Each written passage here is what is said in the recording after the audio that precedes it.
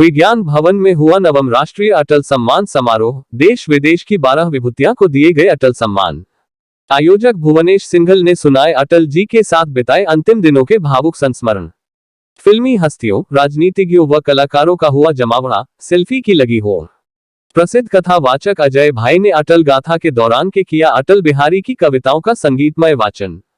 पूर्व प्रधानमंत्री भारत रत्न स्व श्री अटल बिहारी वाजपेयी के जन्म दिवस के उपलक्ष्य में विज्ञान भवन में नवम राष्ट्रीय अटल सम्मान समारोह व संगीतमय अटल गाथा का आयोजन किया गया। यह आयोजन अटल सम्मान समारोह ट्रस्ट ने किया। कार्यक्रम के आयोजक ट्रस्ट के राष्ट्रीय अध्यक्ष कवि भुवनेश सिंघल रहे। समारोह की अध्यक्षता सांसद व अभिनेता मनोज तिवारी ने की तथा मुख्य अतिथि दुबई से पधारे याकूब मूसा मोहम्मद रहे। विशिष्ट अतिथि दिल्ली विधानसभा के मुख्य सचेतक प्रतिपक्ष अजय महावर रहे। कार्यक्रम का संचालन कार्यक्रम के आयोजक व ट्रस्ट के अध्यक्ष भुवनेश सिंघल ने किया। मंच के सह संचालक प्रसिद्ध एंकर संतोष टंडन रहे। भाजपा के पूर्व राष्ट्रीय उपाध्यक्ष व समारोह के संरक्षक श्याम जाजू, विधायक अजय महावर सहित दिल्ली के सभी 8 विधायक व 104 नवनिर्वाचित पार्षद इस आयोजन में आमंत्रित किए गए थे। अटल सम्मान समारोह के वाइस चेयरमैन नीरज गुप्ता व डिप्टी चेयरमैन नवीन तायल ने आने वाले सभी दर्शकों का स्वागत पुष्पमाला पहनाकर व तिलक लगाकर किया।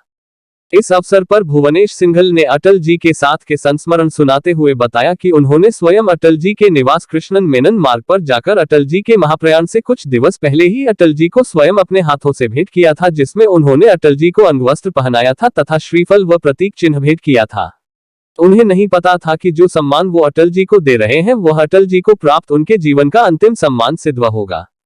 इस अवसर पर उपस्थित होने वाले लगभग 3000 दर्शकों का स्वागत पुष्पमाला व तिलक से किया गया तथा अंत में सभी दर्शकों को अटल जी की यादों से जुड़ा एक प्रतीक चिन्ह भेंट किया गया। देखिए, हमारे देश के अंदर अटल बिहारी वाजपेयी जी को कौन नहीं नमन करता और उनके नाम से हमें अवार्ड मिला है।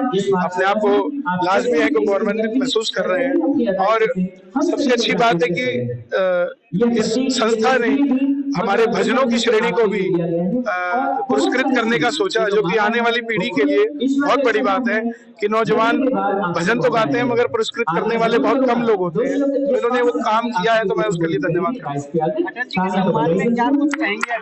अटल जी के लिए सिर्फ यही कहूंगा, अटल थे, अटल हैं और अटल ही रहेंगे। जिस तरीके से उन्होंने देश को खासकर सड़कों के मामले में जो चाहते थे कि गाँव को शहर को अगर जोड़ना है तो सड़क जरूरी है और वो देश के अंदर कार्य हो रहा है। इससे बढ़कर कोई नहीं। आयोजक टीम को भुवनेश सिंघल क्या कहेंगे, क्या बहुत अच्छा उनका मैनेजमेंट है, उनको धन्यवाद करना चाहूंगा। मनोज तिवारी जी को धन्यवाद करना चाहूंगा। ऐसे ही वो कार्य करते हैं।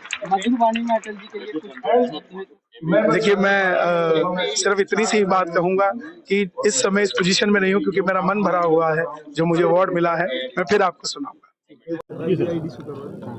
देखिए, आज 9वां अटल सम्मान समारोह जो हमारी लोकसभा के कुछ लोग मिल कर के करते हैं, हम सभी उसमें शामिल हैं और उसमें भुवनेश सिंघल हमारे इसके प्रमुख हैं। मैं समझता हूं आज 9वें वर्ष में ये कार्यक्रम विज्ञान भवन में होना, विज्ञान भवन के मुख्य हॉल में होना, ये अपने आप में एक उपलब्धि है। और जिस प्रकार से अटल जी की कृति को, अटल जी के जन्म दिवस को लोग स्मरण करने लगे हैं, वो भी एक बहुत ख़ास बात है। इस बार जिन जिन लोगों को सम्मानित किया गया है वो इस देश के बहुत प्रमुख लोग हैं। दिव्या काकरान जैसा पहलवान, कन्हैया मित्तल जैसा व्यक्ति और भारत को युद्ध जिताने वाले ऐसे लोग, अधिकारी, समाज सेवी, कला जगत से लोग, तो ये सब कुछ आप सब मीडिया के लोगों ने उनको जो वीडियो उनका लिया होगा, आप उनको बताएंगे तो लोगों को बहुत अच्छी जानकारी मिलेगी। भारत रत्न तो थे ही अटल बिहारी वाजपेयी जी, इसके साथ साथ वो इंसानियत के बहुत बड़े पैरोकार थे।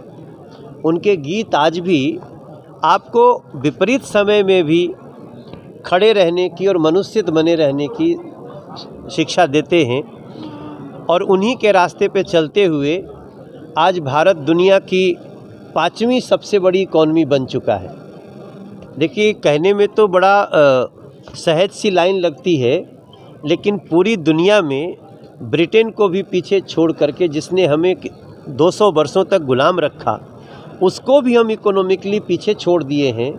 और आज जब मैं आपसे बात कर रहा हूँ 24 दिसंबर 2022 को, तो आप सबको ये जान करके खुशी होगी कि अगले 2-2.5 महीने में हम दुनिया की तीसरी सबसे बड़ी इकॉनमी होने जा रहे हैं। फ्रांस और जर्मनी को हम बड़ी तेज़ी से पीछे छोड़ रहे हैं। और यही कारण है कि आज देश में कल एक बहुत बड़ा निर्णय हुआ, उसकी समीक्षा मीडिया के लोग भी, और ख़ासतौर से मैं चाहूँगा जो वेब मीडिया के लोग हैं वो ज़रूर करें, चैनल्स ज़रूर करें, कि अब जो 3 रुपया किलो चावल मिलता था राशन में, राशन के कोटे से और राशन कार्ड से, और 2 रुपया किलो जो गेहूँ मिलता था, अब उसको देश के प्रधानमंत्री ने फ्री ऑफ कॉस्ट कर दिया है।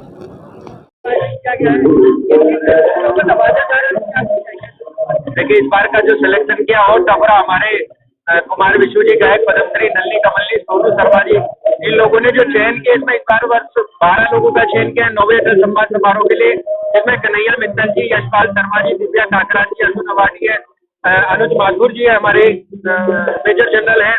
ऐसे तमाम 12 लोगों को सम्मानित किया जा रहा है। विभिन्न क्षेत्रों के साहित्य, कला, विज्ञान, संस्कृति, इन क्षेत्रों से मिलाकर 12 लोगों को चयनित किया गया, जिनका आज यहाँ अटल सम्मान जिनको प्रदान किए जाएंगे। देखिए, अटल जी ने जब कहा कि हिंदू तन मन, हिंदू जीवन रग, हिंदू मेरा परिचय, रावी की शपथ न पूरी है, जब इस तरह की बातें की और संसद में जब खड़े होकर उन्होंने कहा कि मैं ऐसी राजनीति को चिमटे से भी छूना नहीं पसंद करूंगा जहां पर सांसदों को पैसे देकर खरीदा जाए।